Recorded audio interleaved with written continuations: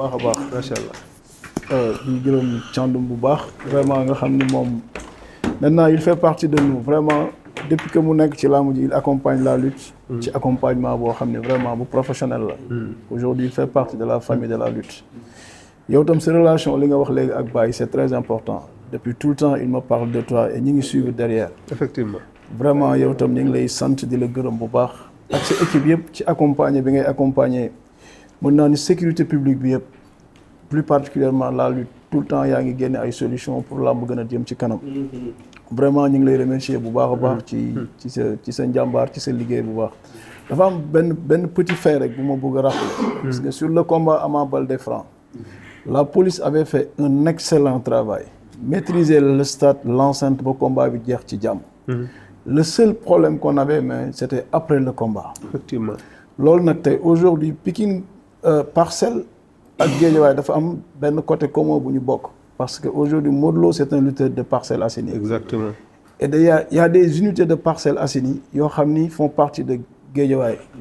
ça c'est très important mooy unité 1 2 3 je pense que ba unité 4 côté yooyu ba 6. Parcelles la ñu bokk te ci commune Guédiawaye la ñu bokk. et li ëpp ci problème mu làmb ji su jeexee mooy le retour. du supporter di ñibbi.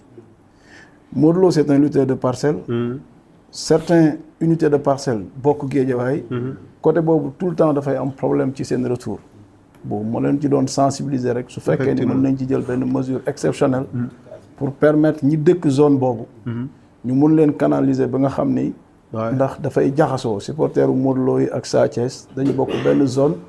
te Sa Thiès golf bi mu nekk. di fa déparé ak unité 1 ñëw jàkkaarloo. souvent day am ay ñu dëkk unité 1 2 ba 3 ba 4. di supporter Modou Lo. ok et c'est lié. d'accord. zone boobu tout le temps su retour amee. dina ni problème ci seen sensibilisation tam.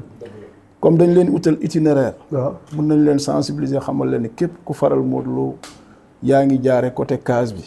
booy ñibbi si tam jaaral côté case bi ba ñibbi sa kër. toute autre personne boo xam ne yaa ngi supporter Modou Lo nga jaar côté boobu c'est-à-dire yow yaa def infraction buy wane ni fii nga jaar incident bu ci am rek. tu fais partie des responsables de cet incident. loolu daal laa gis ni. foofu rek moo ñu mën a indil tuuti coono. bu làmb ji jeexee ba ñëpp di ñibbi. suñ ci déggee violence rek côté boobu la mun a amee. loolu laa ni woon naa leen ci bàyyi xel mais li ci des vraiment daal. vraiment on est derrière vous. et ni ngeen ko bëggee yaakaar naa noonu la ko promoteur bi bëggee te incha allah noonu lay amee incha allah. jërë ngeen jëf. maa ngi ziar ñëpp. di wax ñëpp baal leen ñu àq ci liñ jóge baal nañ leen. yàlla boo la jégal nangul ñu. parce que li olof di wax rek. waaye ay got ci biir géej biir teen moom. waaw foog ñuy laxasoo. waaw te defe naa ne yàgg nañ ça fait presque 3 ans maa ngi ak yéen. waaw lu nekk dox na ci diggante bi. et loolu yëpp pour defar la. et je pense que li Baye wax sànq timing bi ñu la wax. defe naa ba nga wax ñoo xam ne ils sont dans le milieu professionnel. yow sa bopp xam nga lan moo nekkoon ci liñ bëggoon. et à chaque fois je le disais aux gens mënuñu wax ne nit ñi bëgguñu làmb. dëkk bi bëgguñu làmb état bi bëgguñu làmb. chaque fois damay joxe exemple bi waa comité olympique lañ fi indi woon ñoom Diagne Ndiaye ak ay ambassadeurs. je me rappelle pas ban combat la. Ama Baldé Franc. Ama Baldé Franc. donc état bu def loolu. ça veut dire que xam na lan mooy activité bi mu ko defee. xam nañ lan mooy bëre. xam nañ fi ñu ko bëgg a yóbbu. mais il faut waa ñooñ bëre xam ne ñun lépp lu ñuy def pour jàppale leen. on vous accompagne. mais nit nag bu ñu lay gunge da ngay neex a gunge. waaw il faut que rapport de confiance am entre ñun ak yéen. li may wax souvent man je dis aux gens que ñii promoteurs yi ak mbër gi ak managers yi ñoom ñooy gagné ci bëri. nous gagnewuñ ci dara. il est là pour mettre témoin yéen xam ngeen ci dara on vous accompagne. waaw donc accompagnement bi li ñu ñaan rek mooy ngeen yombalal ñu ko. waaw parce que sécurité dafa fiir. donc dafa am yoo xam ne mënul ànd ak moom. donc fu ñu waxee rek mu dëgër wala fu ñu waxee moom rigueur rek xam leen ne c'est pour la bonne cause c'est pour réussite am. yàgg nañ fii lu bëri dox na ci diggante fii lu bëri amélioré nañ ko ku nekk gis na ko donc acquis boobu noonu ñun ñëpp nañ ci jàpp mu bañ a yàqu. donc bu ñu yokkul moom defe naa wàññeeku waratul am tànk ginnaaw moom waratul am ci làmb tànk kanam rek et c'est un milieu bu xam ne bii souvent dama koy wax dañuy naan non bëre la jàpp ne bëre la warut soppeeku. non amul activité buy am ci àdduna du yokk te du am changement bi dab nañu donc ñoo war a adapté wu. waaw et je pense que ñu bëri am nañ ci conscience fi mu toll nii parce que réunion de sécurité yu ñuy def wax yi ñu fay wax dogal yi ñu fay dogal yëpp ñoom xam nañ ne li gën a am solo mooy te moom la ñu war mettre en avant mooy sécurité bi. waaw parce que sans la sécurité mënuñu am dara. te bëre dem na ba nit ñi bëggatuñ sax sa doom jóge ci kër gi di dem bëre ndax lañ fa doon dégg ak lañ fa doon gis yu am la yu amul mais en tout cas coow bëri woon na ba à un moment autorité décidé ne nañ def taxaw seetlu waa xool fan lañ jëm nan lañ fay jëme ak ñan lañ fay àndal pour yegg fa et je pense que bañ defee loolu ñëpp gis nañ ne am na yokkute nit ñaa ngi gën a bëgg bëre bi sponsor yaa ngi ñëw parce que amul benn sponsor bu mën a boole sa image yu produit ak violence kenn bëggu donc bu ñu doon wax affaire yu bëri loolu woon violence bi ci biir enceinte bi violence bi ci biti ci biir enceinte bi moom je pense que kenn waxatul violence c'est bien organisé mais ci biti aussi ñu ngi fay déployer force boo xam ne mënu leen ko sax xam gis nga li combat bëre di jëlal police ci effectif amul benn événement Sénégal bu koy jëlal police amul et effectif boobu ak moyens yooyu police ci boppam daanaka moo ciy def dooleem yëpp ak l'accompagnement que vous donnez mais daanaka c'est la police qui met tous ses moyens pour qu'il y ait une réussite parce que la sécurité quand même waaw police lañ ko dénk ci biir dëkk bi la sécurité intérieure voilà donc je parle sous le contrôle du commissaire central man lépp lu ma def ci arène bi décision bu ma fay jël réeroo ma ci ak moom parce que ndigalam laa ciy demee c'est mon chef direct amut lu may def ci sécurité te awma onction am ne ma demal waaw donc daal pour gàttal on est là pour vous accompagner xamante nañ yàgg nañ et Central c'est l'occasion de le souligner il fait partie de nos meilleurs collaborateurs dans le milieu de la lutte waaw en réunion de sécurité dama koy wax parce que Baye bu ñëwee il vous dit que man sama événement laa am yéen a xam luy sécurité du ma décider seen kaw lu ngeen décider ma ànd ak ceeb bi waaw et donc ça daf ñu yombal et à chaque fois ce sont ces rapports là qu'on a on se connaît très bien yàgg nañ affaire yi retax na léegi ba daal buñ tegee daal dañuy dérouler quoi mais nag événement bu toll nii buy ñëw foog moom ay appréhension parce que lu ma sut am buy am aussi foog ku si nekk nag nga xalaat loo ci war a def ba buñ ca jógee ko mu doon lu xam ne lii dañuy naan waroon na fi yàgg am et c'est l'occasion d'appeler les sponsors parce que lu mel ni Canal Plus mu ñëw donc vous allez faire des efforts pour ñoom ñu am image boo xam ne ñoom bu ñu ko véhiculer rek ñeneen ñëpp danañu mën a ñoo ñeme investir dans le milieu de la lutte et c'est votre intérêt c'est l'intérêt du Sénégal image du Sénégal moo ci defaru donc je vais pas trop monopoliser la parole parce que suba am nañu réunion jeudi am nañu réunion de sécurité message bu ma njàmbee envoyé dafa mel ni ko changé waat def ko mercredi defaat ko mercredi bon on va voir de toute façon bu ñu génnee en tout cas réunion boobu centrale ça nous permet de décider de beaucoup de choses dans la pratique loo xam ne moom la ñu war a def pour ñoŋal événement bi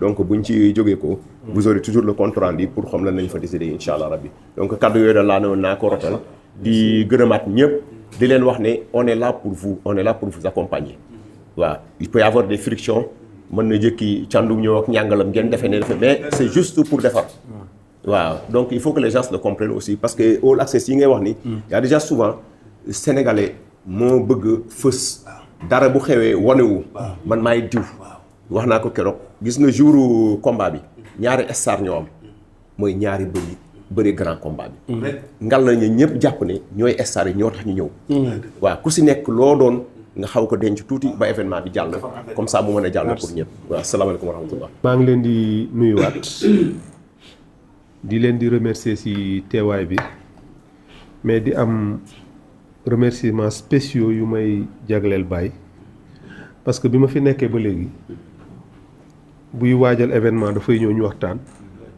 balaa événement bi di jot dinañu te mooy déplacé wu ñoo fekk si ma dinañu gisee 2 ba 3 yoon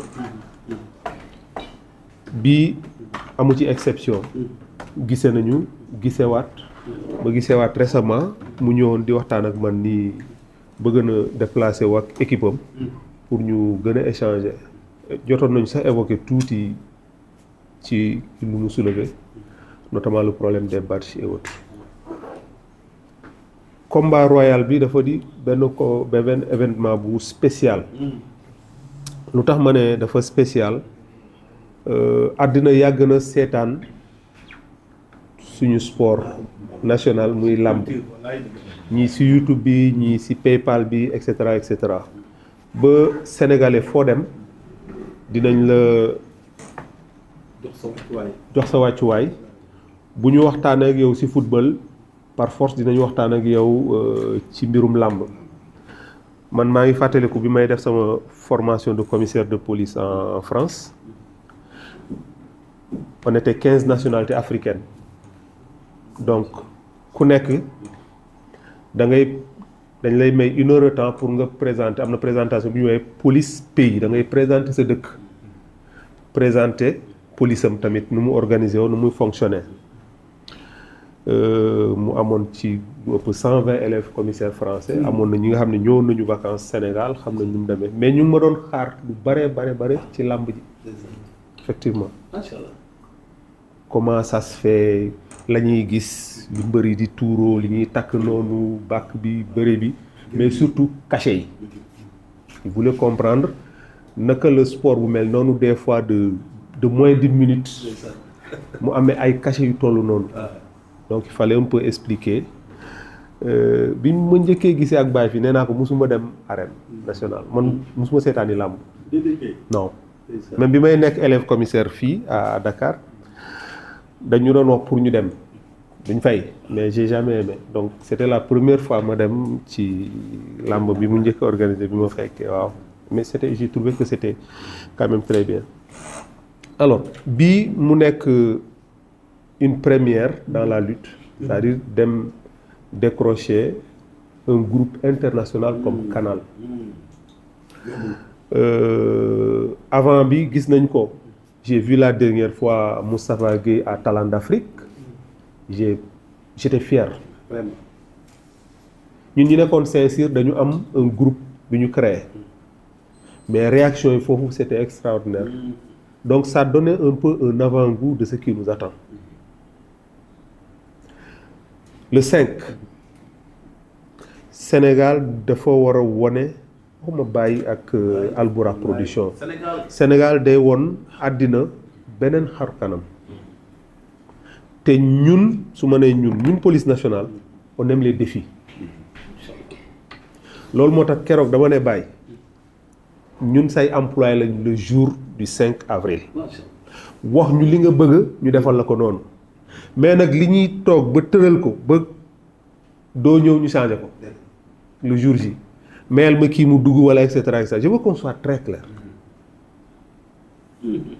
ouais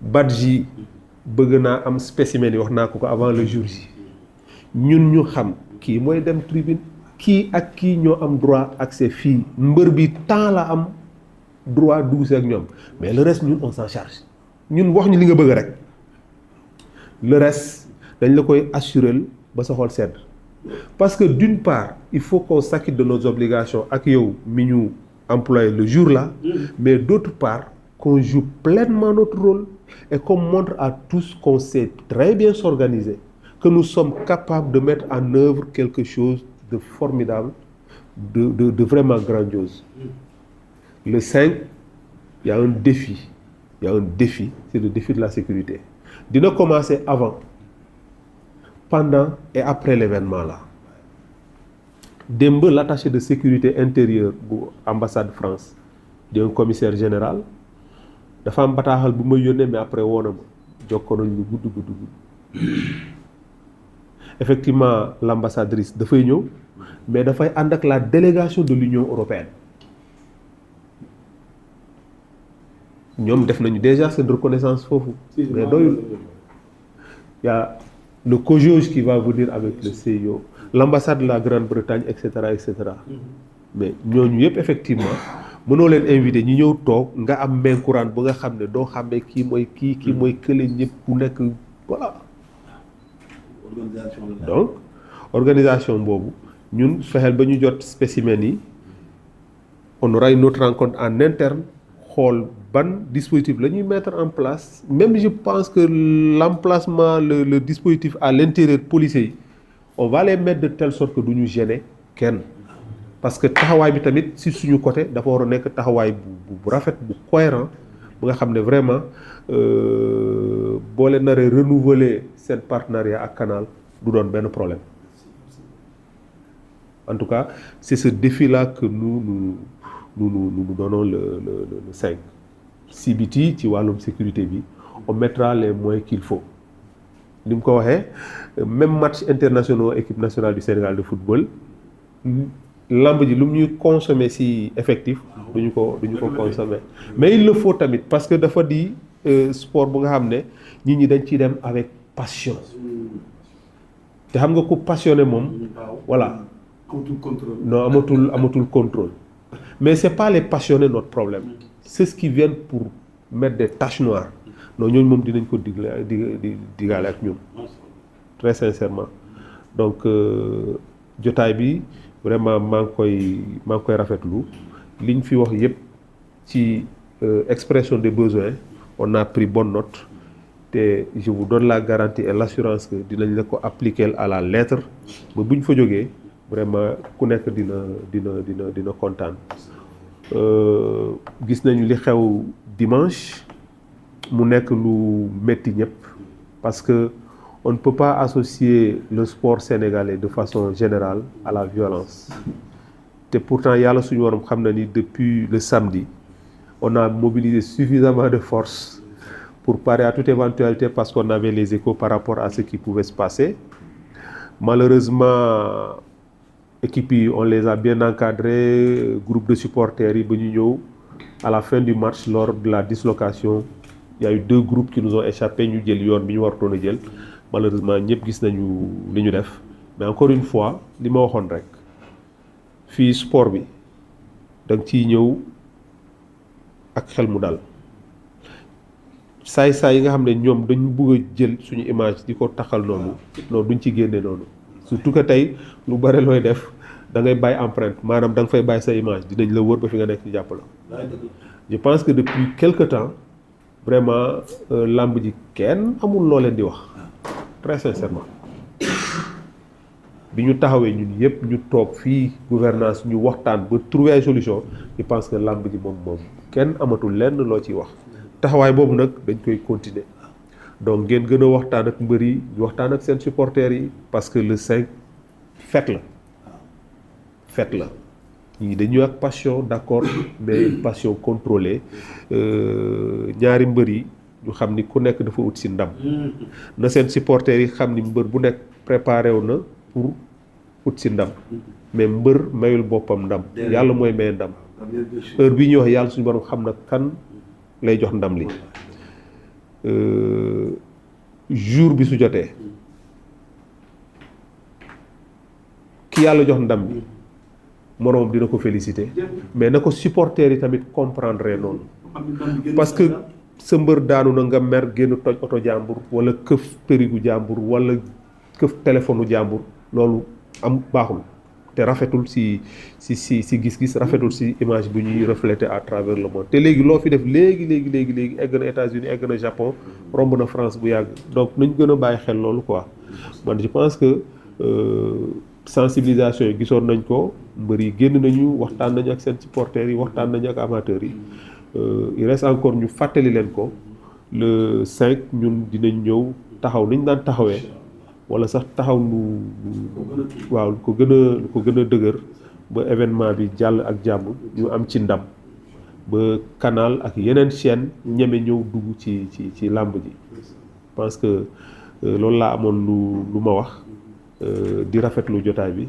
bàyyi di la féliciter di la encourager parce que man je vois que yow maanaam tu cherches toujours à améliorer à aller de l'avant à améliorer j'invite vraiment tous les autres collègues promoteurs ñu jël ci exemple bi xam nga gis nit muy def lu baax nga topp ci wala dem jege ko ne ko voilà dafa non amul complexe il faut le reconnaître chaque événement dafay innover dafay indi lu bees chaque événement dafay indi lu bees mais su ko ba tey développement avancement dafa dab làmb il faut mu adapté wu ci parce que promoteurs yi ñu ngi jooy lu bëri te effectivement am na kenn ku ko waxoon benn jour fële ci benn réunion làmb mooy li nga xam ne da ngay signer contrat ba pare 50% cachet mbër bi nga jox ko avec tout ce qui peut arriver comme aléa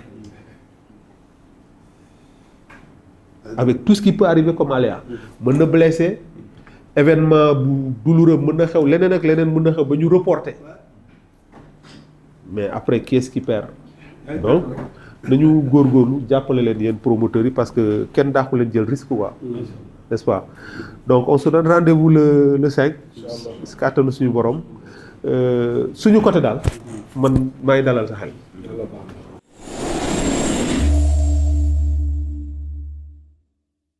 Un combat royal, un événement royal. Baye Ndiaye et son label Albourakh Events ñoo fas yéene amal le combat royal war a dox ci diggante l'actuel roi des arènes Modou Xereñ Lo ak Sa Thiès le fils de Double Less. Ce sera le 5 avril ca Arène Nationale. Drapeau El Hadj Malick Gakou, ancien ministre, président du Grand Parti. Combat spécial ba moo war a dox ci diggante Doudou Sané ak Pape Mbaye. Albouri mooy daje ak Pape Thiam. Gakou 2 war fa jàkkaarloo ak Kaw Gourdin. Xeeru Ngor war fa jëflante ak Vite Fait. Fils de Sadio moo fay daje ak Kéwel. Brigal moo fay daje ak Sabokal. Fils de Mbaye Gueye war fa bëre ak Mbaye Diop Safara. Fils de Doudou Yaykati war fa jàkkaarloo ak Mama Lamine Junior. Boyka mooy jëflante ak Modou Anta numéro 2. Événement boobu nag ce sera retransmis en direct sur Canal Plus Sénégal waaye nag ci 48 pays d'Afrique. ñu ne nag les autres continents Europe Amérique Asie mën nañ ko seetaan ci pay-per-view 20 € rek la ñuy fay. Un spectacle en son et lumière moom la ñu prévoir ci bés boobu waaye nag animation bi ki koy assuré mooy Titi la diva ak yeneen surprise. ndaw lu rëy événement inédit au Sénégal.